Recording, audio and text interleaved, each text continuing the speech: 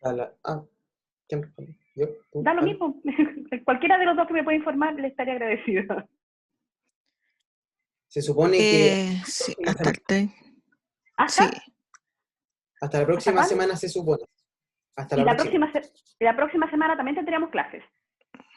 Sí, pero no, excepto el 25 y el 26, obviamente. Claro, pero el Tendríamos 24 que tendríamos clases.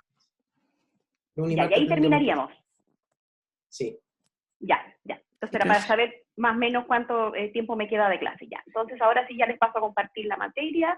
¿Cómo les fue en la prueba? Porque yo ya he estado revisando, pero yo creo que van a estar listas el jueves o la próxima semana.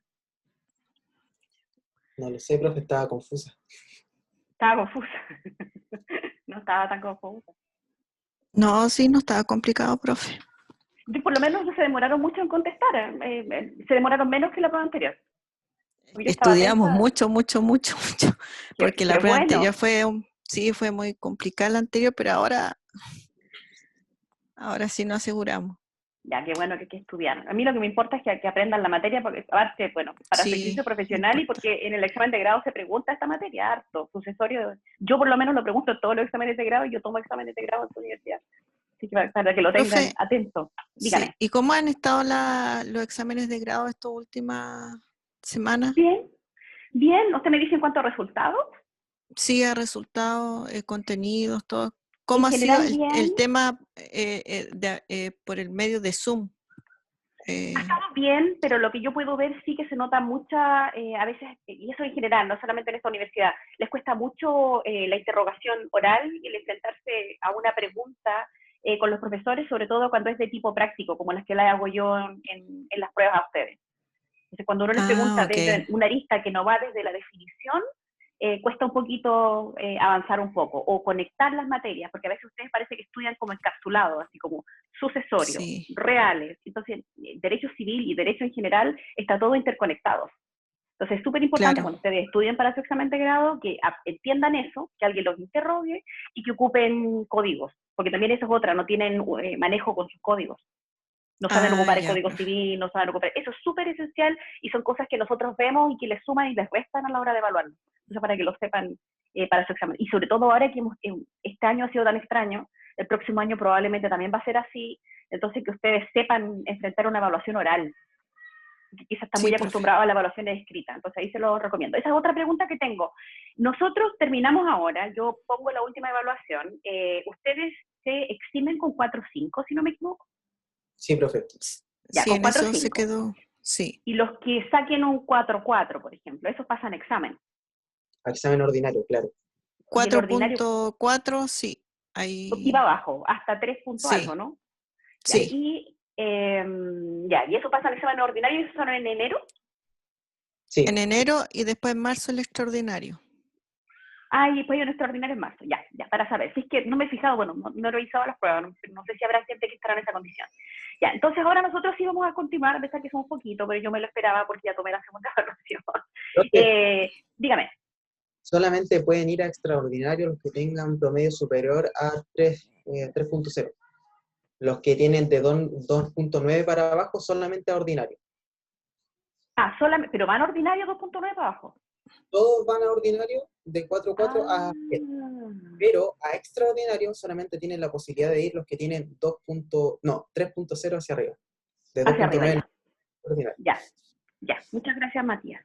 Ya, entonces ¿No? nosotros vamos a seguir estudiando el concepto de partición de bienes. Ah, el tema de las décimas que yo les había dicho que les iba a dar, van a ser para quienes continúen viniendo a clases y van a ser, los voy a decir la próxima semana, la última sesión de clases que tengamos. Quiénes son las personas que lo Ya. tienen y quiénes no. Quiénes lo tienen, porque van a ser muy poquitos los que lo tengan. Así que continuamos con este concepto el concepto de partición de bienes. ¿Se recuerdan ustedes de qué hablábamos nosotros cuando hablábamos de la partición de bienes o qué era lo último que vimos dentro de la materia? Vimos ¿Aló, obligación, profe? derecho de los Sí. comuneros, también vimos el derecho de los comuneros de usar cosas en comunes, de administrar la sociedad, el derecho de poder hipotecar también su parte de la comunidad, en la comunidad. Y la comunidad, ya. Por eso, Y vimos también este concepto de partición. Nosotros tenemos el derecho, si yo soy parte de una comunidad hereditaria ¿Puedo pedirlo siempre o tiene una prescripción este concepto de partición de bienes? ¿Algún plazo en el cual yo precluya mi oportunidad de solicitarlo? Alejandra, sí que está por ahí.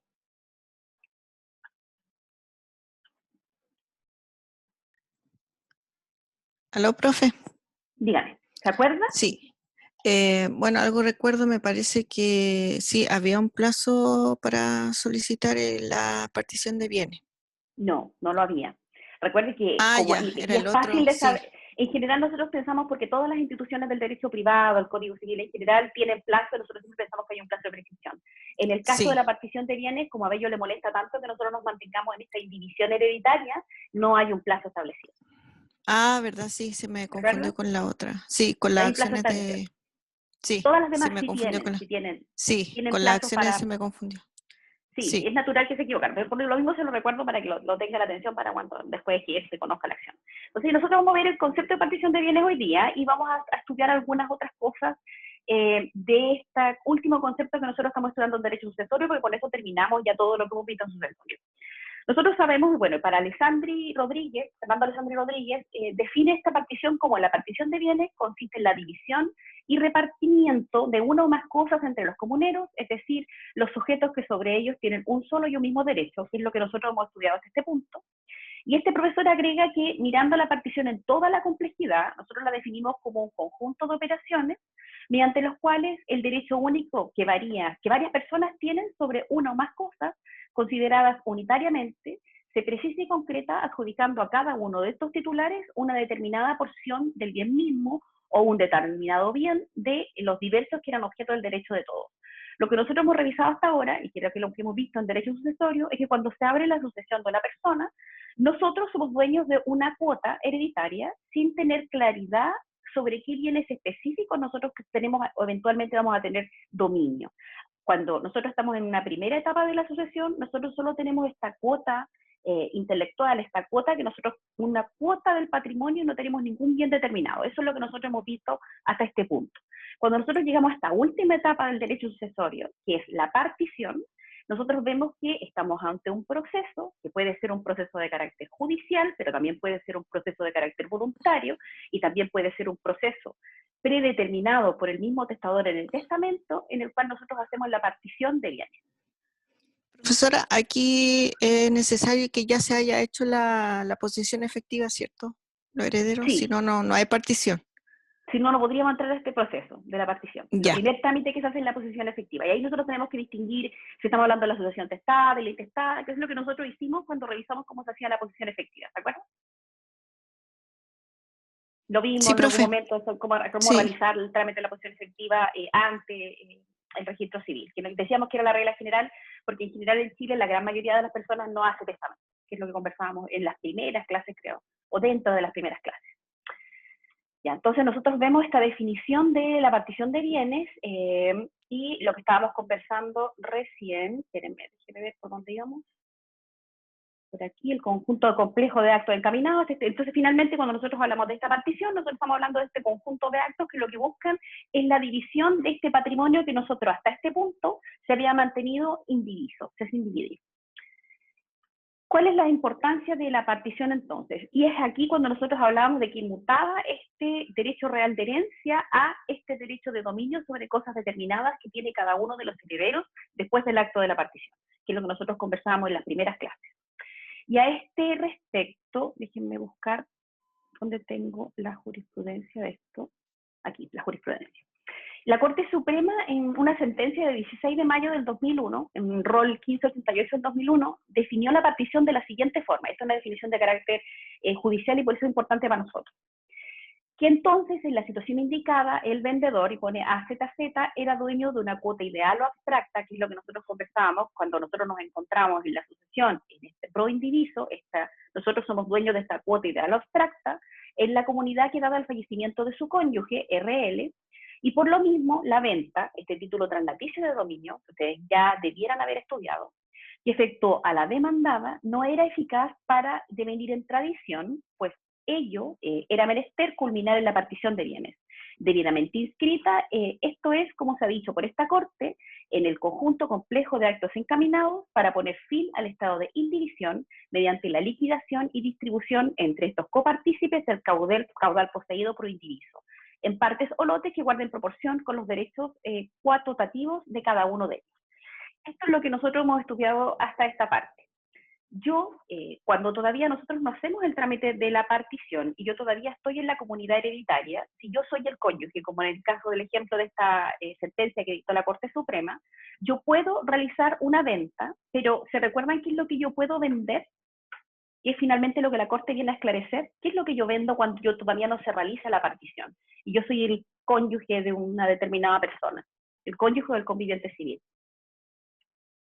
Esa es otra pregunta de examen de grado que también es importante. Los profesores les van a preguntar probablemente sobre las reglas especiales de los convivientes civiles. ¿Qué reglas se les aplican en derecho sucesorio, derecho de familia? Donde nuestro derecho hace semejante los derechos del cónyuge, o el o la cónyuge sobreviviente, con el o la conviviente civil, para que lo tengan en atención y lo revisen cuando estén estudiando para su examen de grado.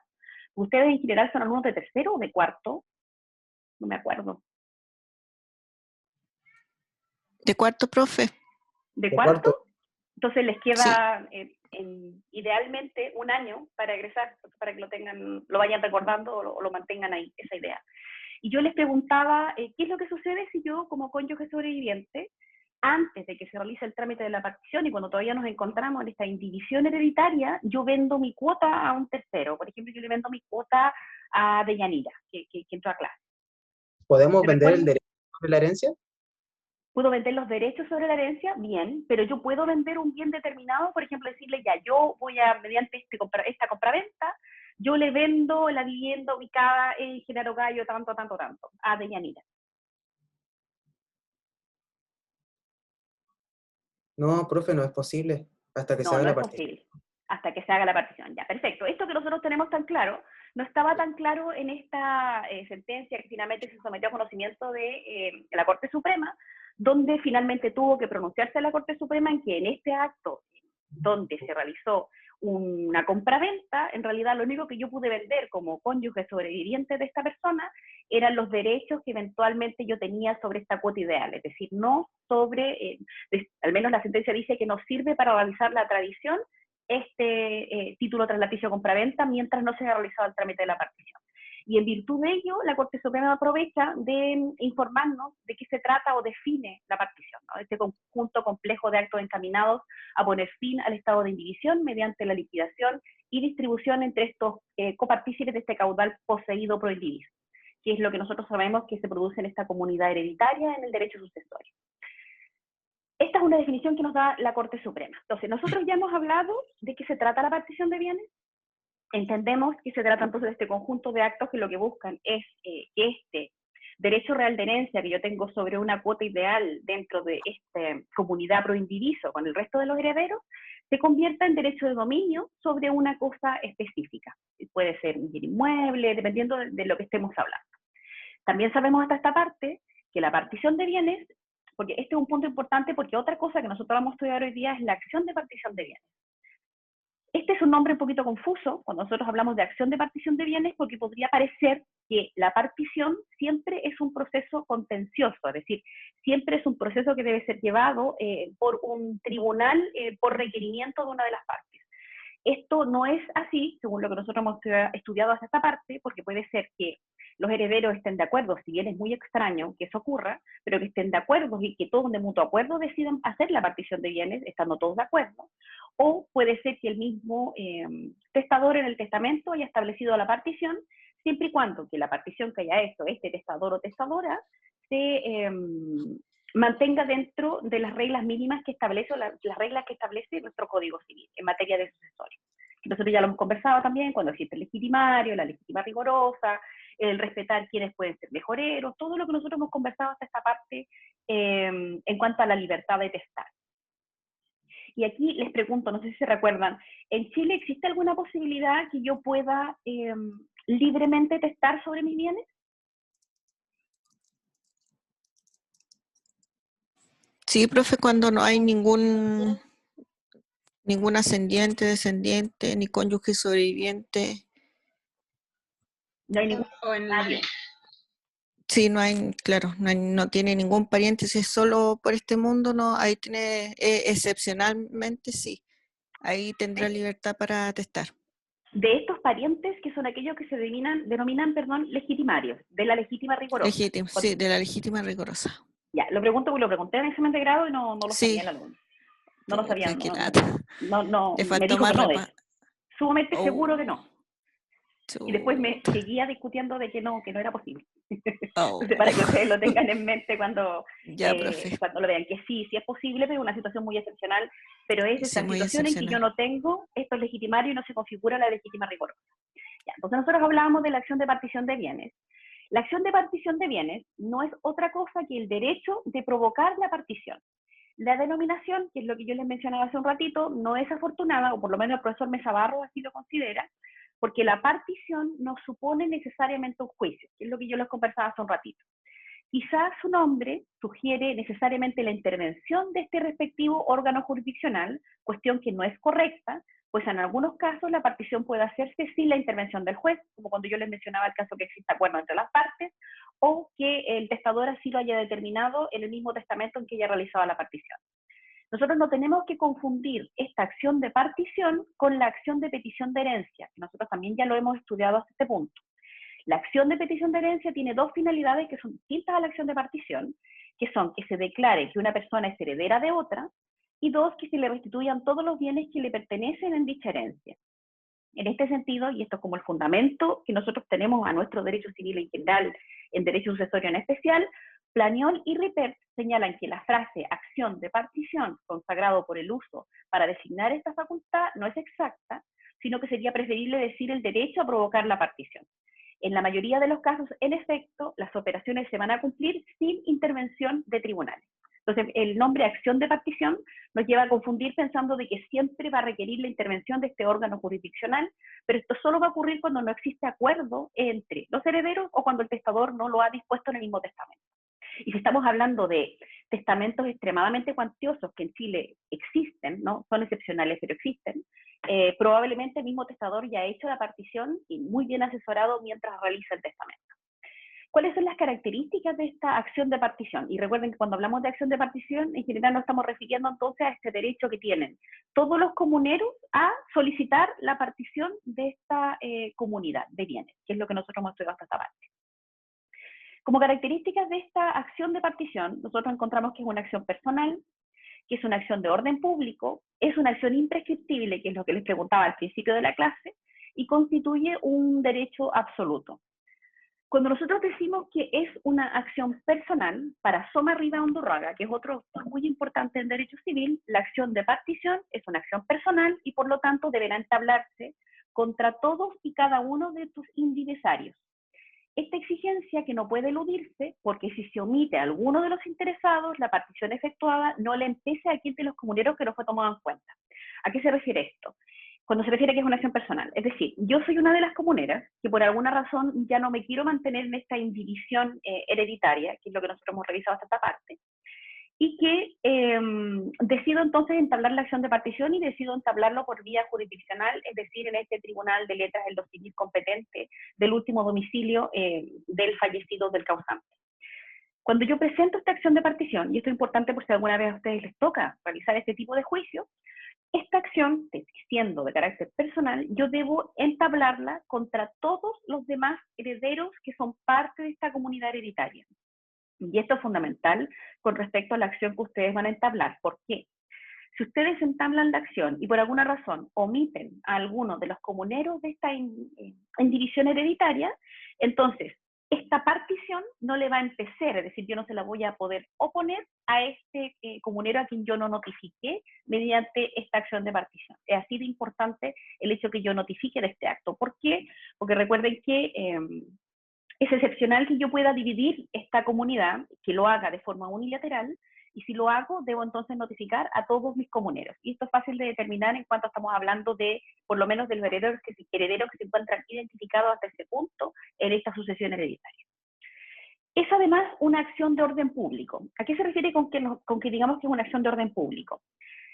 El derecho a solicitar la partición de bienes constituye una facultad de orden público que no puede ser renunciada. Y esto tiene que ver con esta misma desconfianza que tiene nuestro legislador y que tenía Andrés Bello al momento de redactar toda esta materia sobre derecho sucesorio, y que tiene también nuestro modelo, que es el Código Civil francés, a mantenerse en esta indivisión hereditaria.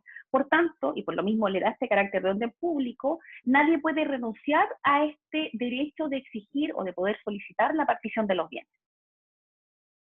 Entonces, Andrés Bello, en el párrafo 31 del mensaje del Código Civil, escribió: la incapacidad de sucederse unos a otros, los que han manchado con un ayuntamiento dañado y punible, no desienta al inocente prole criminal de los derechos de los colaterales, la sucesión intestada, digan solamente al sexto grado. Es decir, en general se está refiriendo a que este derecho a solicitar la partición no puede ser renunciado, no puede perderse esta posibilidad de pedir el término de la partición. Nuevamente, ¿por qué? Porque existe desconfianza por parte de nuestro legislador de mantenerse en esta indivisión hereditaria, y existe desde que se redactó nuestro código. En cuanto a qué es una acción imprescriptible, que es lo que conversábamos al principio de la clase y que también se conecta con lo que hemos revisado hasta este punto. Recordemos que conforme al artículo 1317, inciso primero del Código Civil, la acción de partición es imprescriptible. Entonces, en este punto nosotros encontramos norma expresa del Código, pudiendo siempre pedirse. Y en este sentido, Laniol y Ripet señalan que la acción de partición, por tanto, hablando propiamente, no tiene causas de extinción particulares, pero sin embargo pierde toda razón de ser cuando cesa el estado de indivisión por cualquier causa particular. Es decir, en general nosotros entendemos que la partición es una acción de carácter imprescriptible, existe norma expresa al respecto en el artículo 1317, inciso primero del Código Civil, y dice que la única excepción que nosotros podríamos encontrar a esta idea de la prescriptibilidad de la acción se referiría en el caso en que el estado de indivisión termine por otra causa particular. Pensemos una causa particular en que podría terminar la indivisión, que no se conecte con esto, sería en el caso que el único bien posible que nosotros tengamos para la división del patrimonio de una sucesión, pensemos que es un bien inmueble, y que este bien inmueble, pensemos que el valor del bien inmueble sería la vivienda que se encuentra más que el terreno, pensemos que no es un terreno muy valioso, y este se quema. Entonces, por tanto, habiéndose destruido la cosa común que mantenía esta comunidad hereditaria, entendemos que termina la comunidad hereditaria sin haber mediado esta partición. Dijimos además que constituye un derecho absoluto. Y nuevamente acá el profesor Somarriaga Undurraga nos dice que el peticionario no tiene para qué expresar la causa que lo induce a solicitar que se liquide la comunidad, que es lo que nosotros habíamos revisado también. No cabe respecto al ejercicio de este derecho la teoría del abuso del derecho. Aquellos contra quienes se pide la partición no podrían oponerse a ella, argumentando que el peticionario no tiene utilidad alguna al pedir la partición, sino únicamente molestarlos o perjudicarlos. Y esto se conecta a esta idea de que constituye un derecho absoluto. Algunos de los ejemplos o cosas que nosotros discutimos en clases pasadas, creo que algún compañero alguna vez me preguntó, cómo uno podría impedir que se pierda o que se ejerza la acción de partición por parte de uno de los herederos. No podemos. En general, entendiendo que constituye un derecho absoluto, cualquiera de los herederos en cualquier momento podría solicitar la partición, y no tiene que expresar motivo alguno, y ninguno de los demás herederos podría argumentar que la petición solo se está realizando para incomodar al resto de quienes se encuentran en esta comunidad hereditaria. Existen algunas excepciones que nosotros podemos revisar o podemos conversar más adelante. La primera excepción que podríamos encontrar a esta posibilidad de esta constitución de un derecho absoluto sería el caso que se haya realizado un pacto de no realizar la partición, pero recuerden que cuando uno hace este pacto de no realizar la partición por norma expresa que establece el Código Civil, solo podemos hacerlo por un plazo de 5 años, que pueden renovarse una vez cumplidos 5 años por 5 años más. Entonces, ¿cuál es el principio general que nosotros hemos revisado hasta este punto? El citado artículo 1317 dispone que ninguno de los coasignatarios de una cosa universal o singular será obligado a permanecer en la indivisión, y la partición del objeto asignado podrá siempre pedirse con tal que los coasignatarios no hayan estipulado lo contrario, que es este pacto que yo les mencionaba hace un rato. No puede estipularse proindivisión por más de 5 años, pero cumplido este término, nosotros podemos renovar el pacto. Las disposiciones precedentes no se extienden a los lagos de dominio privado, ni a los derechos de servidumbre, ni a las cosas que la ley manda mantener indivisas, como por ejemplo la propiedad fiduciaria. A don Andrés Bello no le acomodaba este estado de indivisión, que nosotros también hemos revisado hasta esta parte, lo hemos conversado bastante, y por ello mantuvo la idea preponderante a la época en que se redactó nuestro Código Civil de que la acción de partición nunca prescribe, opinión que por lo demás era seguida desde los tiempos del principio del derecho, incluso cuando estábamos hablando del derecho canónico, y por los autores franceses, que son la inspiración de nuestro código, Potier y Laurent, entre otros. Y aquí nosotros encontramos otra jurisprudencia que se refiere sobre este punto, y una sentencia de la Corte Suprema de 29 de octubre del 2010, la rol número 4004 del 2010, que dispone que todos los derechos relativos a la partición de la masa hereditaria se deberán conocer y resolver en el juicio particional respectivo, teniendo en consideración el derecho absoluto a no permanecer en esta indivisión, consagrado en el artículo 1317 del Código Civil, sede jurídica en la cual se le asignará a cada heredero que el derecho corresponda, su respectiva asignación, por lo que no resulta pertinente en sede no contenciosa, como lo es la declaración de posesión efectiva, temas propios de la partición o de algún otro juicio que hubiere lugar. Es decir, solamente nosotros entendemos que se da esta división de la masa hereditaria en virtud del principio general del artículo 1317 del Código Civil en sede de partición, ¿no? En el caso que estemos hablando de una partición de carácter contenciosa, cuando no existe acuerdo entre los herederos o no existe disposición testamentaria que haya reglamentado la forma de realizar la partición.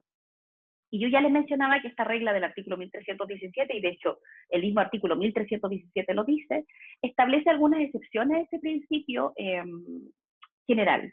¿Cuál es una primera excepción? Y que yo ya se las adelanté. Es este llamado pacto de indivisión. Ninguno de los coasignatarios de una cosa universal o singular será obligado a permanecer esta indivisión. La partición del objeto asignado podrá pedirse con tal de que los coasignatarios no hayan estipulado lo contrario. El inciso segundo de este artículo advierte que no puede estipularse proindivisión por más de 5 años, pero cumplido este término, podrá renovarse este pacto. Tan celoso es el legislador en cuanto a que este pacto tenga un carácter temporal, que no solo estableció como regla esto, sino que además estableció el tenor literal del artículo 1317, inciso segundo del Código Civil, que limita expresamente la duración de este pacto de indivisión a 5 años. Y agrega el profesor Mesa Barros que el pacto no puede tener efectos por un plazo superior a 5 años. Este es vencido.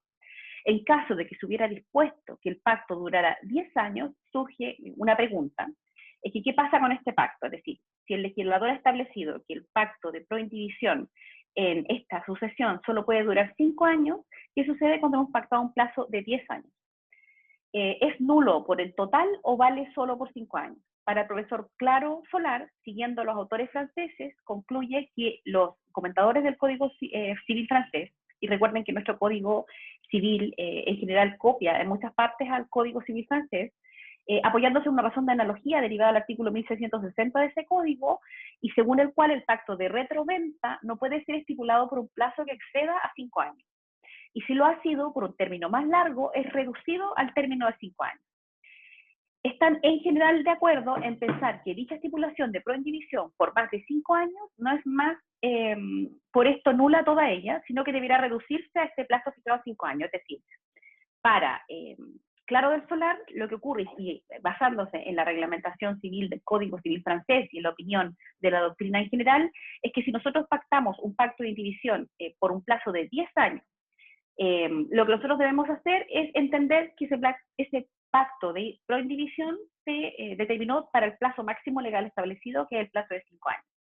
Entonces, en caso de exceder el plazo de 5 años, adolecerá de nulidad solamente con el sobre los 5 años. Es decir, yo entiendo que vale el pacto por 5 años y lo que sobra en los 5 años siguientes entiendo que son nulos.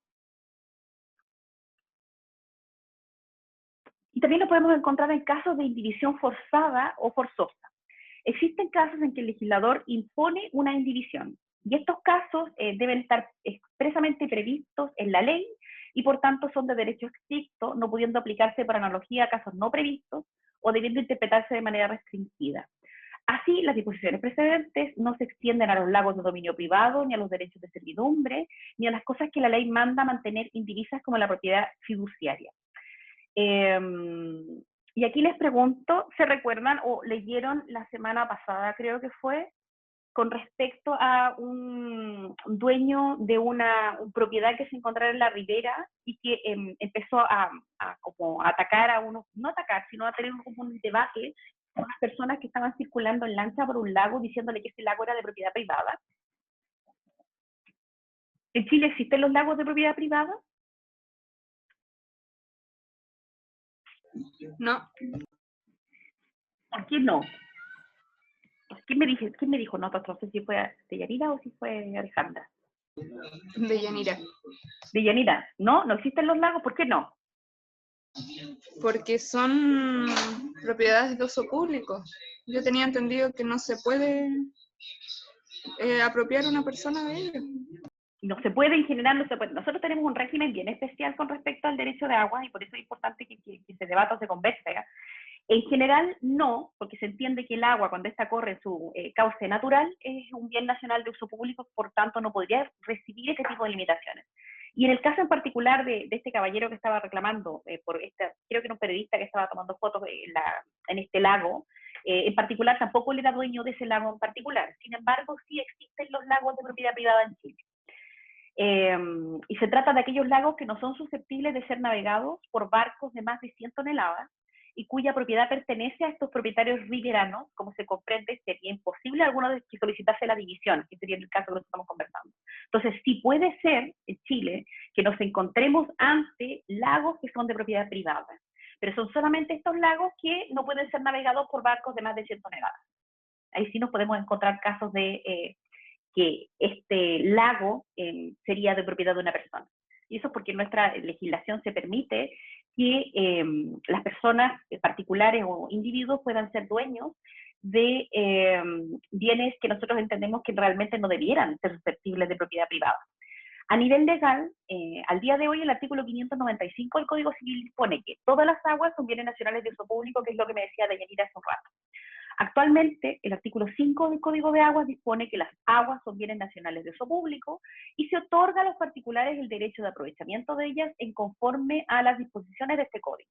¿Ustedes sabían que es posible en Chile que ustedes sean dueños del agua y que se tengan estos derechos de aprovechamiento del agua?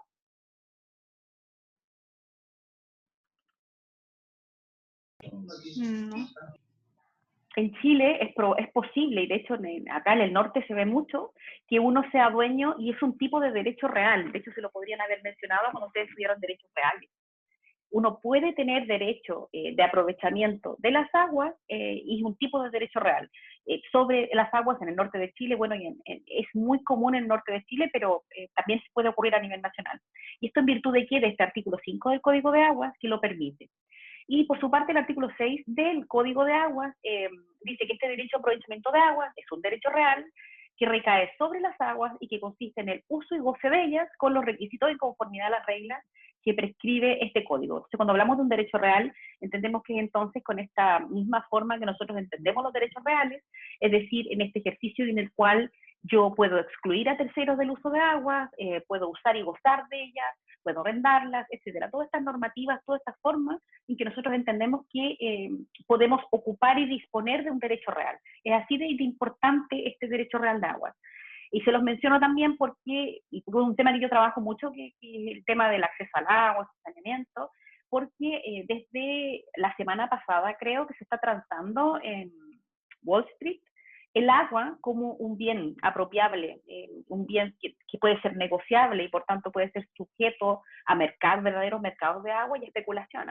Lo que no es tan extraño, a nivel mundial es algo extraño, pero para nuestra legislación nacional, nosotros desde el Código de 1981 tenemos y reconocemos los mercados de agua y permitimos la constitución de derechos reales de aprovechamiento por parte de privados del agua.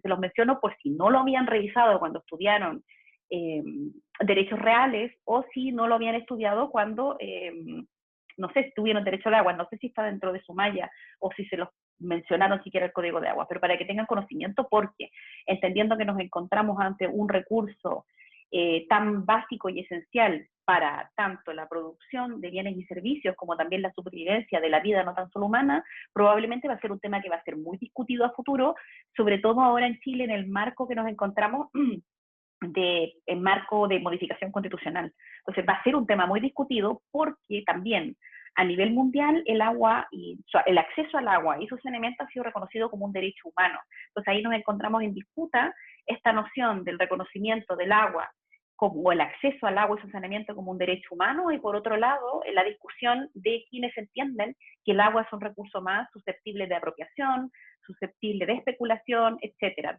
¿Cuáles son lo que va a primar en la discusión constitucional?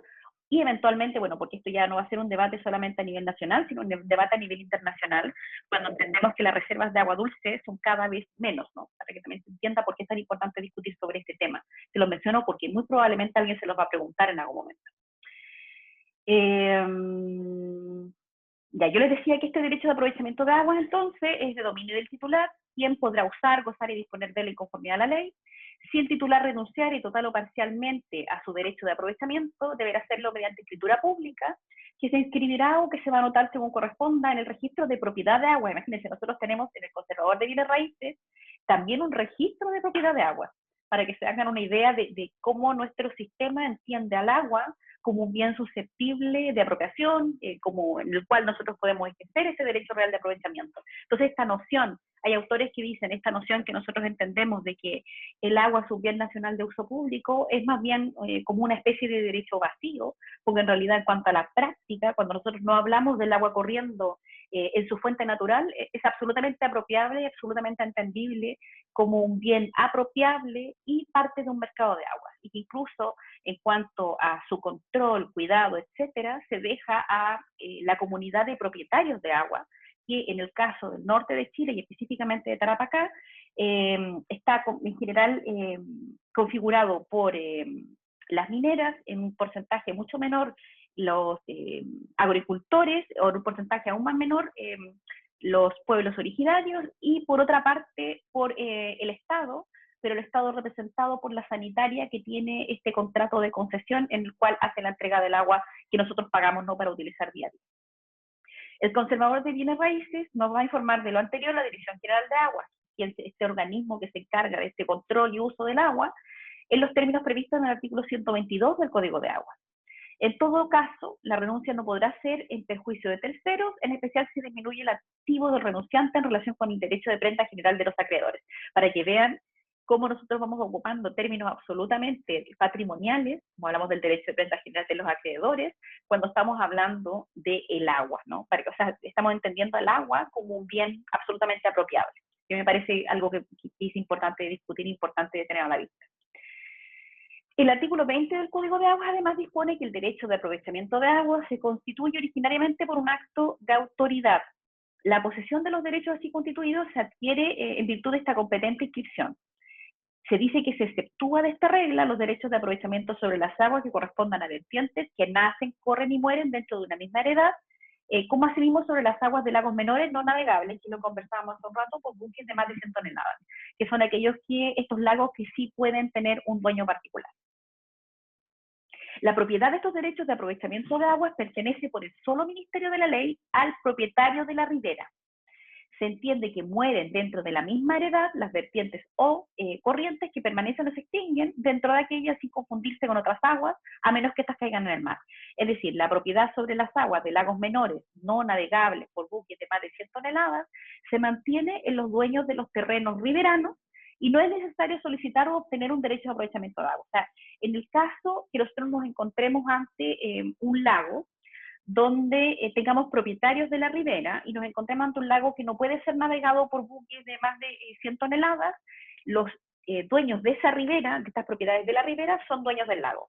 Y son dueños del lago de pleno derecho, es decir, no requieren una escritura o algún documento que certifique la propiedad sobre ese bien. Entonces, cuando se habla de esta discusión sobre si puede existir en Chile gente que es dueña de un lago, sí puede ocurrir.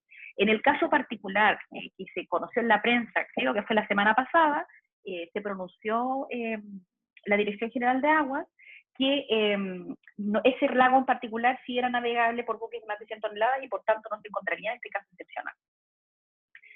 Otro caso importante que nosotros nos encontramos aquí son las servidumbres activas. ¿Se recuerdan lo que son las servidumbres? ¿O qué son las servidumbres activas y pasivas?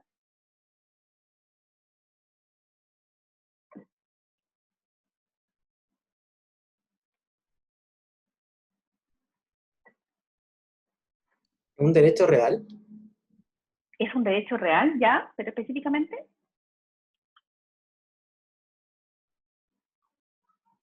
Sí, la servidumbre. Se lo puede buscar igual, si es que no se acuerda. Profe, lo que recuerdo yo que era el predio que reporta alguna utilidad. Ya uno habla de un predio sirviente, ¿no? Y un predio activo, ¿no? ¿Se recuerdan de Sí, qué se trataba la servidumbre? ahí está, se clasifica la Dominante. servidumbre activa y pasiva. Ya, alguien más estaba hablando, ¿no? Sí, profe, un predio dominante y un predio sirviente. Un predio dominante y un predio sirviente. ¿Y si uno tiene que explicar de qué se trata la servidumbre?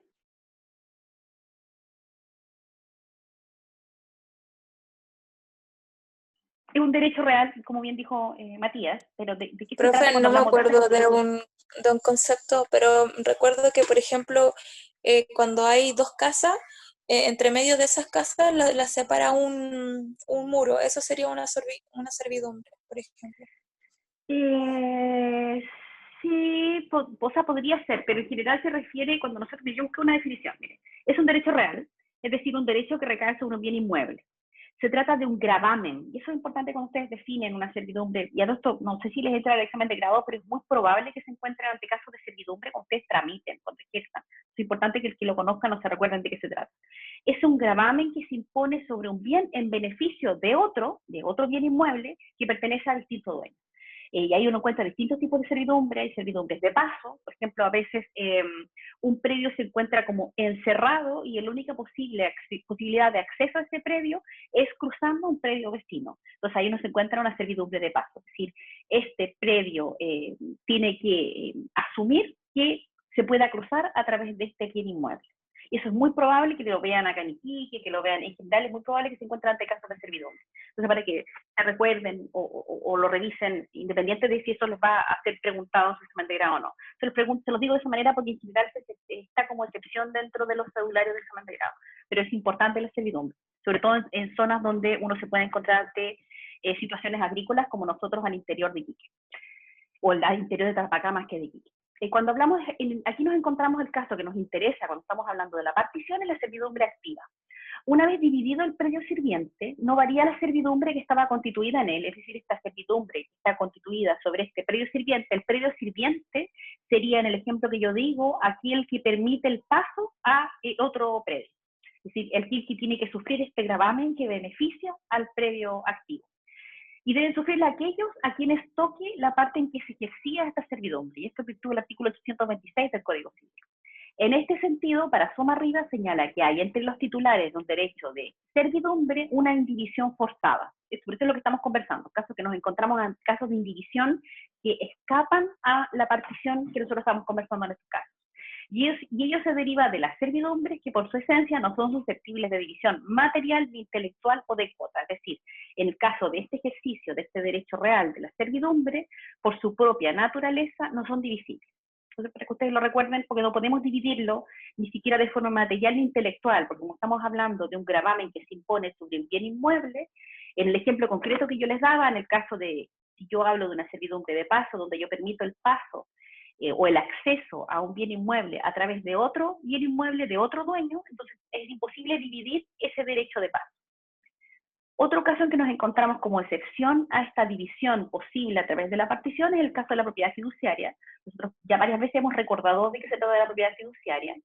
Y en la propiedad fiduciaria pueden enajenarse entre vivos y transmitirse por causa de muerte, pero en uno y otro caso con el cargo de mantenerla indivisa. Es decir, en el caso de la propiedad fiduciaria podía ser traspasada en el caso que nosotros nos encontramos en sucesión, en caso de partición, pero si nosotros lo hacemos, no podemos dividir la propiedad fiduciaria.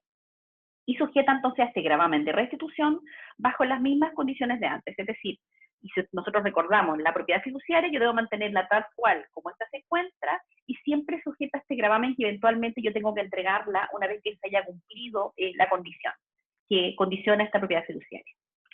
Otro caso donde nos encontramos ante una excepción de esta partición, esta división que yo puedo realizar al momento de realizar esta partición, es el caso de la medianería.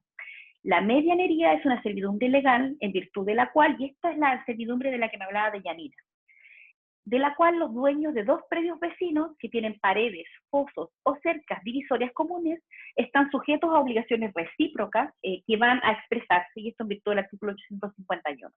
Para suma arriba, el carácter indivisible de esta medianería, es decir, de esta pared, de este muro, de este foso común, que tienen 2 predios, que tienen dueños distintos, se desprende de 2 artículos. Del artículo 858 del inciso segundo del Código Civil, que dispone las expensas de construcción, conservación y reparación del cercamiento serán de cargo de todos los que tengan derechos en la propiedad en él y a prorrata de los respectivos derechos, y sin embargo podrá cualquiera de ellos exonerarse de este cargo, abandonando su derecho en esta medianería, pero solo en cuanto este cercamiento no consista en una pared que sostenga un edificio de su pertenencia.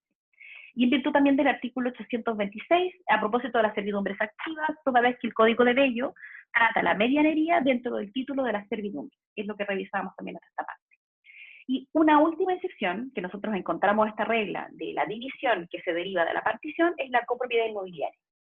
El artículo 49 de la Ley de Copropiedad Inmobiliaria dispone que la presente ley se aplicará también a las comunidades de copropietarios acogidos a la Ley de Propiedad Horizontal con anterioridad a su vigencia, sin perjuicio de que, salvo acuerdo unánime en contrario, respecto de estas comunidades continuarán aplicándose normas de sus reglamentos de copropiedad. Esta es una norma súper excepcional y se refiere al caso de copropiedades que hayan existido con anterioridad a la dictación de esta ley 19.537 sobre copropiedad inmobiliaria. Y en este caso nos encontraríamos a otro caso de posibilidad de partir o dividir una propiedad. Y eso. ¿Les queda claro todo lo que hemos revisado hasta ahora? ¿En algún grado? Sí, profe, todo esto eran los casos de la indivisión forzada, ¿cierto? Sí, de indivisión forzada. Todo lo que yo vi hasta Ya. ahora, todo esto lago, servidumbre activa, propiedad fiduciaria, medianería y copropiedad inmobiliaria, en este caso muy excepcional, se refiere a excepciones de esta indivisión. Ya, profe, Indivisión gracias. forzada. Ya. Y el día jueves tenemos clases, porque creo que este jueves no tengo que tomar examen de grado. Y el jueves les voy a continuar, vamos a seguir hablando sobre los elementos de la acción de partición. Y me decían, porque de Yanira no estaba, pero me decía Matías hace un rato que las clases, la próxima semana también tenemos clases. Me decía que tenemos clases lunes y martes, al parecer. Hasta el 24. Hasta el 24, ya. Entonces hasta el 24 sería lunes, Sí. martes y jueves, en el caso que yo no tenga examen de grado. Entonces ahí tendríamos de clase. Y ahí yo lo que voy a terminar de hacer, porque me falta muy poca materia por ver, es terminar partición y los elementos de la partición, la acción de partición, etcétera. Y ahí terminamos. En general tengo todo terminado. Y las notas de la última evaluación las voy a entregar, quiero tratar de entregarlas este jueves, pero si no las entrego este jueves, las entrego el próximo lunes. ¿Ya? Ya, profe. Ya, chicos, entonces nos vemos el jueves. Recuerden que mañana no, porque para que no se me vayan a confundir. Profe, nos vemos, gracias. Nos vemos, chao. Chao, profe, que esté bien. Cuídese. Chao también. Hasta luego. Hasta luego.